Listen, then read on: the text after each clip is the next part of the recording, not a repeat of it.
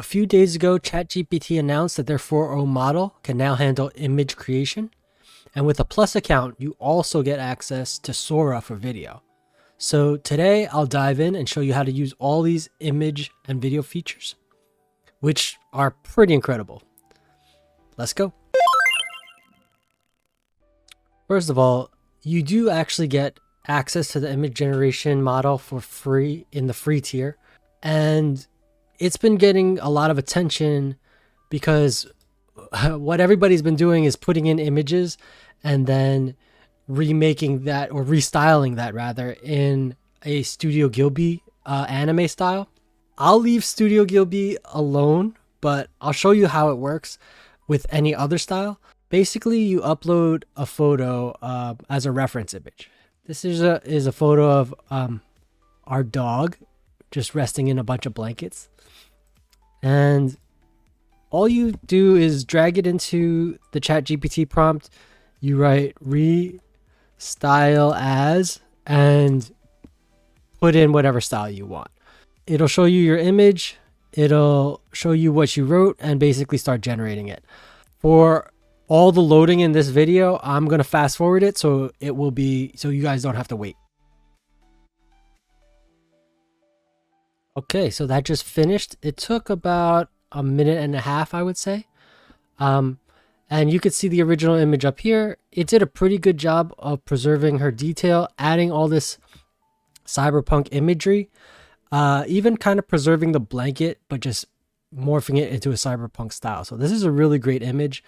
I had a lot of fun playing with this restyler, and I'll show you a couple of the restyled imagery, and I'll actually add the style so that you could see what I used as its prompt. And the great thing about this is if you want to keep redoing styles, you don't need to keep uploading the same video over and over again. All you do is at the bottom of this chat down here, you just write, do another one and then write some kind of style that you want to see, as a 80s movie poster. And it will automatically know, based on the earlier parts of your conversation, that you want to use the same reference image and recreate it in a different style. Or if you want to reference other images that it created, you can specify that as well. All right, so here it is. It did a really great job. I actually have no idea how it knows her name, but it added her name to my movie poster. So her name is Meredith, where we call her Mare. And it just added that, which is kind of creepy. But you could see based on her reference image, it does use her face. It does capture it really well. It preserves a lot of her detail. It gets her eye color. It gets her ear shape. It gets this white stripe around her face, and the coloring is all correct, and it even preserves her blanket. So it's a really powerful tool for restylization, and you could kind of see how this was really fun and went viral for certain anime styles. Another trend that also went viral was this, toy box style, where basically you can upload an image of your face, or technically anybody's face. I'm going to take this stock image from Pexels. So I basically am prompting to create this woman as a doll still in the box. I want to add accessories to the box, and I guess you could specify what accessories. So let's see what this will create, and it'll start generating the image down here. You can also specify things like what aspect ratio you want, square, vertical, horizontal, something like that. Okay, so here is our image. You could see it did a really great job. It actually preserved the pose. It copied the hair color. It did change the face into more of a doll shape, and it added the accessories just like we wanted. It does cut off at the legs. It did actually add more of her body, but it didn't add her full body. So if I wanted to edit that, I can do that as if we were having a conversation. So I'll say from head to toe. So I'm just going to ask it to include the doll's full body from head to toe, and it should make those edits basically using all of our previous conversation as reference. Okay, so that finished. As you can see, it did add the rest of her legs to this doll. We'll scroll back up to, first of all, it does really look like the previous version, except it has her legs. And if you go up to the reference, it's got basically, you know, her pose, her look, her overall look, her hair color, her clothing color, and skin color. So it did a really great job, and this is how you create something like this. So my first idea when I saw this was character consistency is going to be a really amazing feature of using this new image generator. And so I want to show you an example that I created. I won't go through all of this, but basically I started telling it that I wanted to make an action sequence with a hero and a villain fighting. And I first had it choreographed like shots by shot by shot. But what the really interesting part was that we began to establish a look for the hero and villain characters. And this is a really crucial part. I asked it to ask me any questions about overall style and action that it needs to accomplish this. And the result of that is I got a series of questions that it used to build my imagery, right?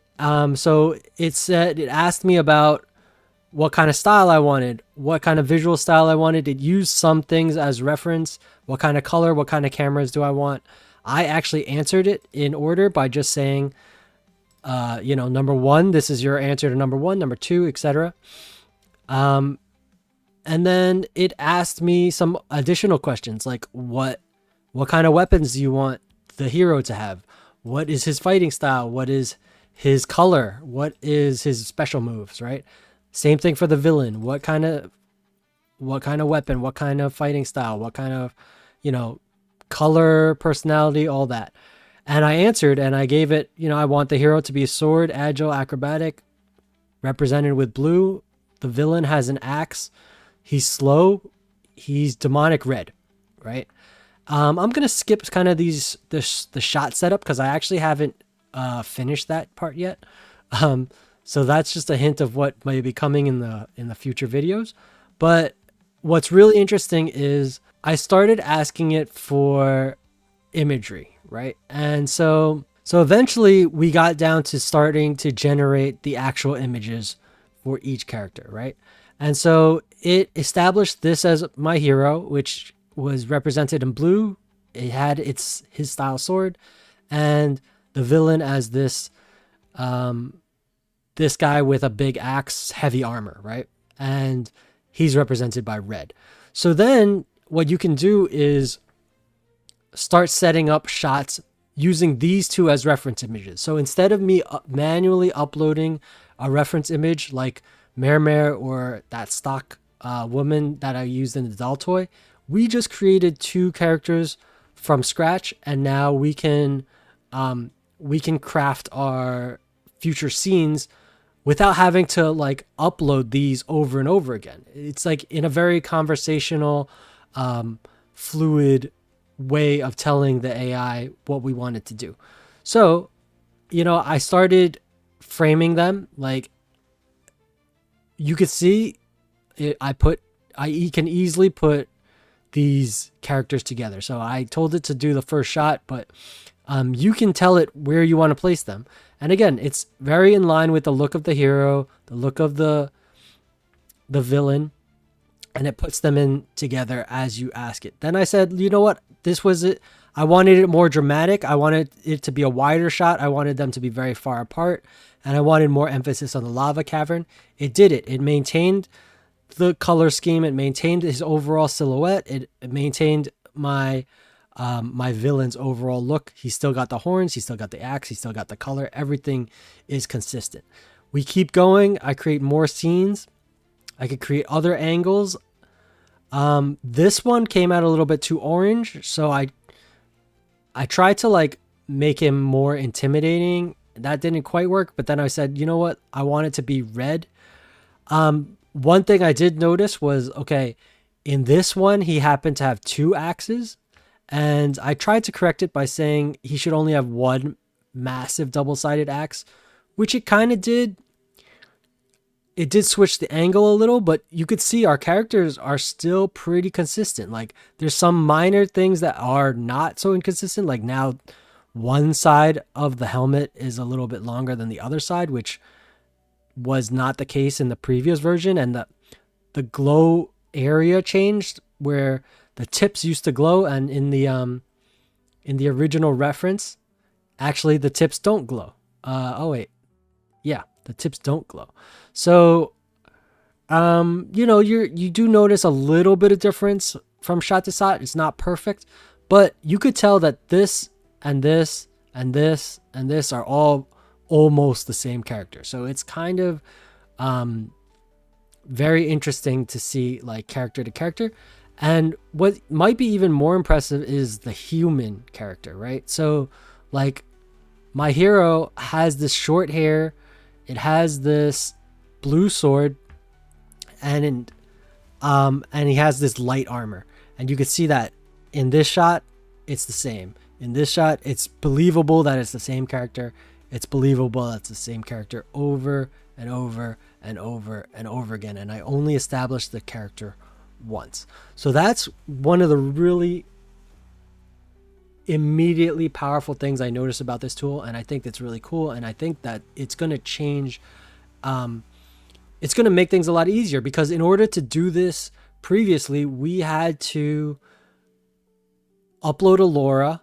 We had to put the LoRa in multiple angles over and over again. Like, you would make a character sheet of this character, have him from all different angles. Now I can just, this is the side.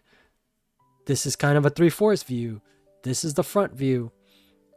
This is the back view. And I didn't have to upload a bunch of images to do that. Now, you could do that if you wanted to, but you don't have to. And I think that's what's really powerful about this tool, and it's gonna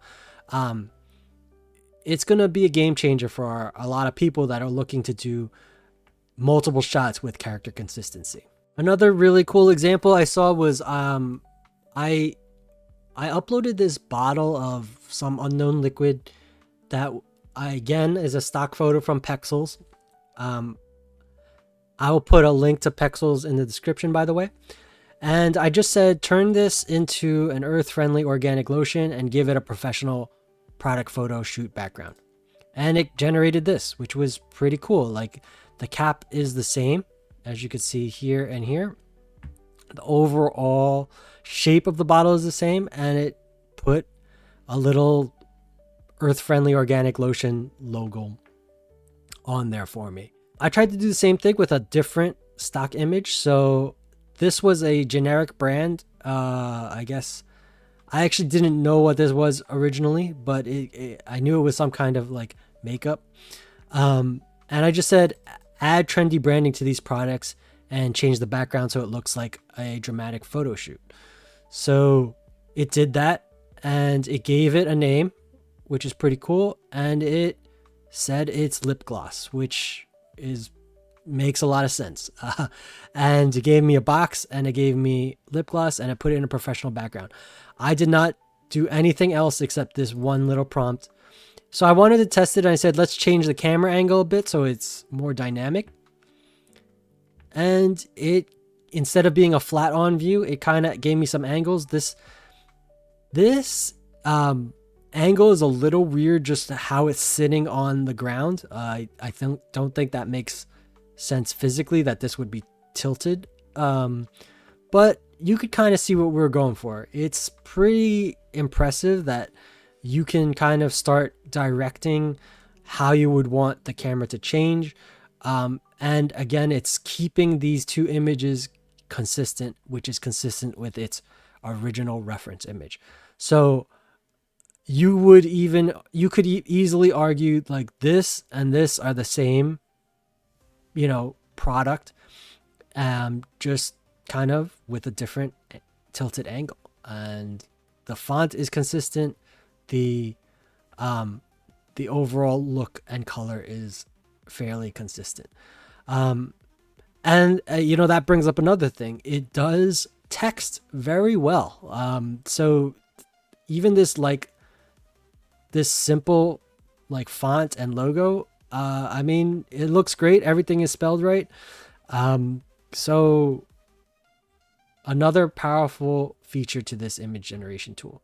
I wanted to try something as well, just changing one aspect of a photo. So I'm going to upload this photo of Mare. She's holding this. This is one of her favorite toys. It's like a little caterpillar or worm. And I uploaded that image right here. And I'm going to just say, change the dog toy to a newspaper. It has to interpolate a lot of things, right? It has to figure out what is the dog toy and how will it match this photo and turn it into a newspaper if it were to successfully pull off this task.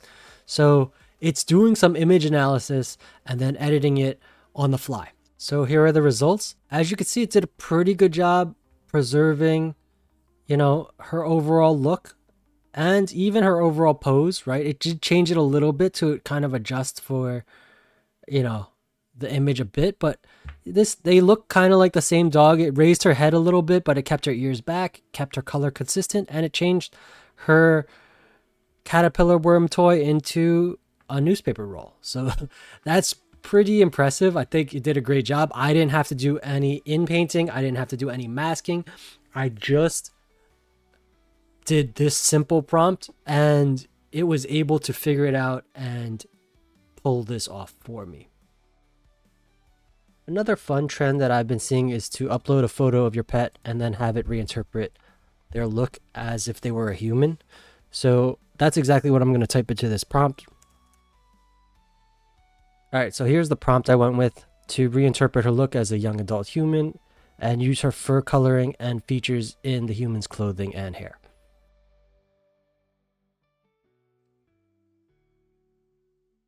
Okay, so it completed it in about 1 minute. This is the original reference. This is the reinterpretation. And it's pretty fun, you know, like I could see that the hair color translated this this kind of like pattern in her fur, and it gave her the same colored eyes and short hair because she has short fur. So, you know, just a fun way to jump on a trend. By the way, if you end up creating any of these trends or using this tool in some kind of way and post it, I would love to see what you're doing. So please tag me. I'll leave links to my socials in the description below, or just, you know, drop me a link because it'd be really cool to see what everyone's doing with these techniques. Before we move on from the ChatGPT image model in ChatGPT, I want to show you two really cool things. First, it can create images with transparency. And what that means is for anyone that is going to composite things that you want to place over something like an overlay, or you don't want to have to put it through a background remover, or you just kind of want something that you can put on top of another photo and they won't clash or anything. They won't have any hard edges. You can request to create a transparent version. So I'm basically just prompting whatever I want, and then make sure you just add the phrase over a transparent background, or make the background transparent, or anything that indicates that you don't want it to have a background. And, you know, as this is building, you can already see this checkerboard indicates that the background is clear. If I was to bring this into a video editing program, it won't have any background at all. So I'm going to hit this download button. So I just drag this image into After Effects. It doesn't have to be After Effects. It can be any image program. It can be Photoshop. It can be Canva. It can be Figma, whatever you want. If I put an image in the background now, so let's just put in a new.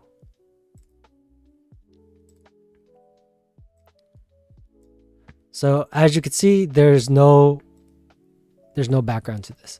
I move the background, you could see that this image is totally transparent, which is a really cool thing. It's a great feature to have, and I think that's going to be able to, for artists or creatives to create multi-layered things much easier than we've seen in other image generation tools. One other thing I want to show is it creates things like thumbnails really cool using this character that we just created. To create a thumbnail in a horizontal aspect ratio that says ChatGPT's incredible new image generation tools are here. And I'm going to let it generate all on its own. I'm hoping that this text can come out fully and it'll be some kind of decent looking thumbnail. In the past, I've also told it like include relevant imagery or something like that, you know, add a tech background, anything like that will also work. Okay, so it finished. It gave us 2 versions, but they're both kind of, the text is a bit clipped. So, and it also is asking us which version we prefer. I'm going to go with this one. Okay, so I'm going to tell it what edits I want. I'm basically saying that the text is clipped. I want it to be centered better. And instead of a plain black background, I want some text shapes and glows that are relevant to new AI technology. Let's see what it comes up with. Okay, so it finished. It didn't really center the text much better. Yeah, no. Which is a little bit disappointing, but you could kind of see where I was going here. We created an image. It was able to kind of use a very similar image across other prompts. And it can add things like a tech background. It can add text. I think that's a really cool feature. I'm going to try to create thumbnails for this video in this, but we'll see if they center out right. If you're still using the free tier, your image generation will be pretty limited. And if you want to go to this plans thing right here, I have the plus plan, which gives me access to more generations, but it also gives you access to this Sora tab right here. So once you add the plus membership, or once you pay the subscription fee, you'll get access to this button right here. And what we'll do is click it and it'll take us to the new Sora page, which, you know, there's examples of other people's work right on the homepage. This is the explore page. And a little bit of, it's kind of a similar prompt box, but it's really powerful for a lot of reasons. And let's go into that right now, actually. So first of all, this image box right here can upload multiple references images. So you've seen how in ChatGPT, I was able to use at least 1 reference image. In the example of the hero and the villain, I was able to use 2 reference images. You can do that here too in kind of a more streamlined way. If you click on this plus button right here, you can upload from your device. I'm going to hit choose a library because after you upload it, they all go into your library as uploads right here. And I uploaded a bunch of different stock images and pictures of Mare, and I kind of want to show you what I was playing around with. So all of these are stock photos from Pexels again, just a bunch of random people and Mare stuff. Now, if we go into my media, actually, let's exit that. I'll hit the escape button. I'm going to go to this my media over here so that it kind of replaces the background. And I kind of want to show you some stuff I was playing around with. This scene right here combines 2 of the stock images. I will put the source images somewhere on this screen. And you can kind of see how we're able to combine 2 reference images pretty easily. I added 4 reference images and just had to be at the bar, which it did a pretty good job. I'm going to put the source images so that you can see how these match up and how well they kind of match their reference images. And it did a pretty good job. This is where it gets really interesting. Sora has access to video creation. right? Which is different from ChatGPT's image generation in the free version and in the chat version. So if we start doing using this, if you change this type down here to video, it will start creating videos for you. You can specify resolution. I've never seen this 1080p unlocked. I don't know if that's just like due to traffic or I need a higher tier of subscription. But you do get access to 480p and 720p. 720p is capped at a shorter video length, and the video length is set right here. So 480p can do 5 to 10 seconds. I've seen 15 seconds unlock, I'm pretty sure, but I've never seen 20 seconds unlock. So that may be due to traffic, or maybe I'm low on credits. I have no idea. And then you can specify how many variations you want. I'm pretty sure for videos, it only becomes available if there's not that much traffic. So you do exactly the same thing. You can upload your image here, which I did again. So I chose this guy's stock image, and I put in this prompt that just said man playing poker. And it's gonna do its best to use your image and then add your prompt. Now I could kind of scrub this through. Actually, I'll play this right here. I'm guessing the only way it could do it was put in some kind of wipe as a transition. But even the second part of this video without the close-up on his face is this guy with his face, and he's at a poker table at least. So that's a pretty cool feature that we can access in Sora. I want to go down now to, so this is kind of a fail right here. I will put the original source video next to this, but I asked it to replace this video with I tried two different things. I tried a tiger and I tried a anime style. And for both of them, it didn't quite do what I wanted. I kind of was hoping it would replace things like we saw in the image chat where we replaced her toy with a newspaper. I tried to replace her with the tiger. That did not really work. It didn't really preserve anything about the original video, although it did kind of get the same feel. So it has all the cushions that she's standing on. It kind of has her movement and it kind of has the angle, but all of these are kind of fails for me. And then some of the stuff I asked it to do with my hero and villain, it's kind of interesting, but it's a little bit, it's not quite there yet. Like some of this is usable and then it like clips on this random images at the end for some reason. Other ones were much worse. So like you could see the style completely changed in this one. It's kind of clipping together my source image with like some other footage. And I tried that a bunch of times. This one I just had the close-up of the villain, and it actually it created something really cool. Like this is cool, but it's not what I asked for at all, right? Like it didn't maintain the style. It kind of maintained the look a little bit, but that wasn't what I was going for. So, not super impressed with this video element. I did get something really cool at one point though that I think is worth sharing. So, I used this stock footage of this guy running right here.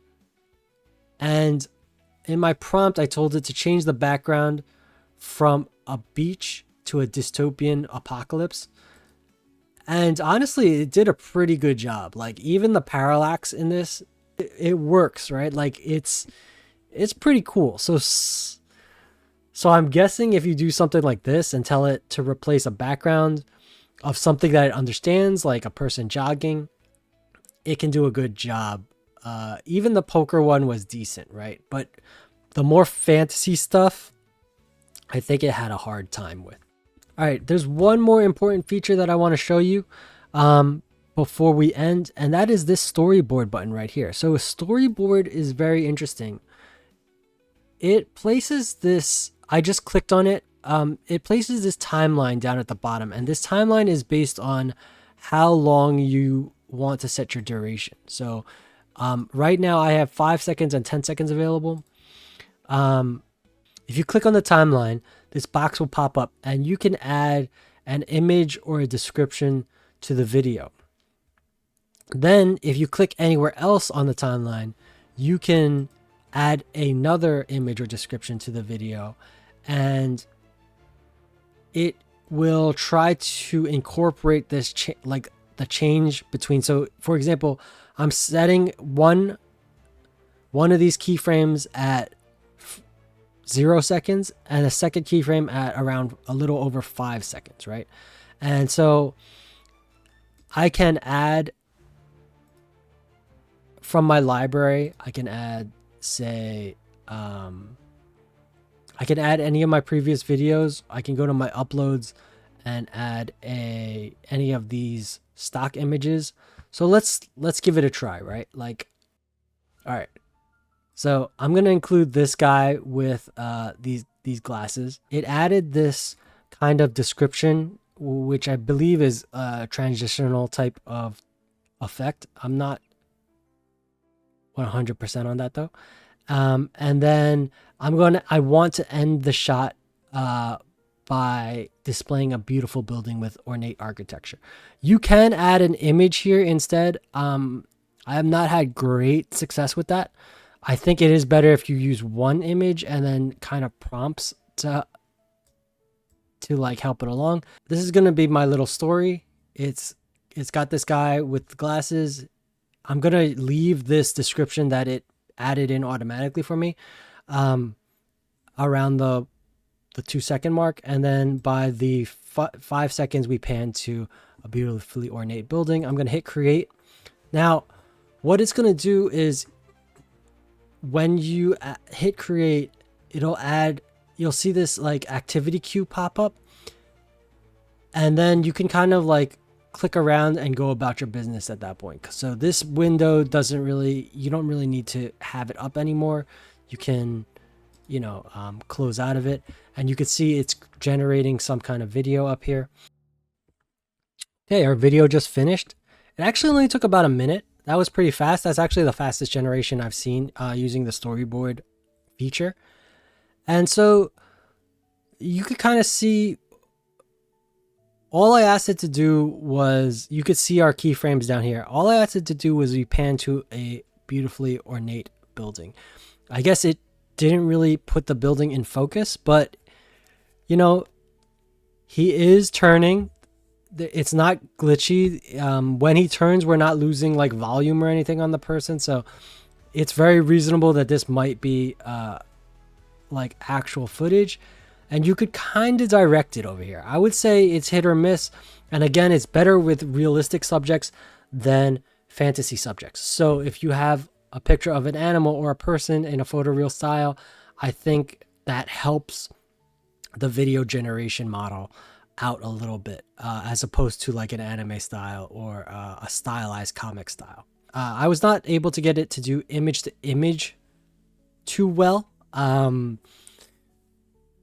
Actually, I have no results to even show you because nothing really worked for me, which was a little bit disappointing. We've seen a lot of first frame, end frame, keyframeable reference images in quite a lot of, basically all of the other video generation tools. So that was a little bit disappointing for me. I also sometimes started getting messages when they're getting too much volume. You will get a message that says, we are at capacity. And I also got one time I did get this message that said, this content might violate our policies. The prompt was for this armored berserker guy to roar as he's lifting his axe. And so I guess that might be too violent for ChatGPT or Sora. But that is definitely something to consider. If your content has even the slightest hint of violence, which this was not violent to me, he's not even attacking the person, he's just lifting a prop.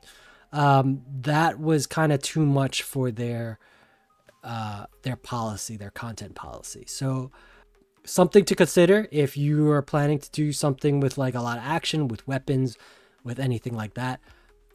This may not be the right tool for you to use.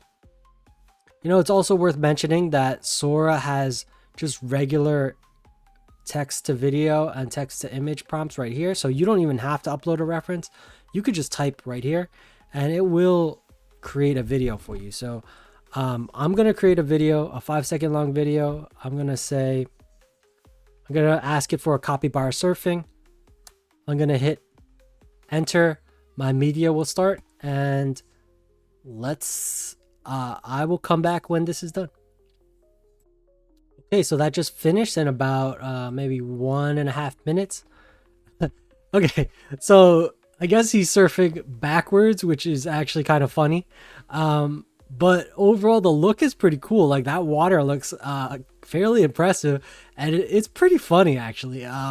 So, I mean, overall, my thoughts on the entire tool is, image generation has some really, really great results, especially when using reference images.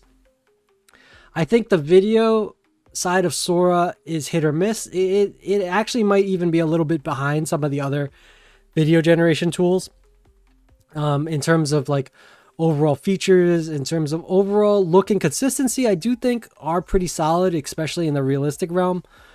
But I like the conversational aspect that you can have with images. I like its character consistency. I think that's something that is really powerful and has a lot of potential.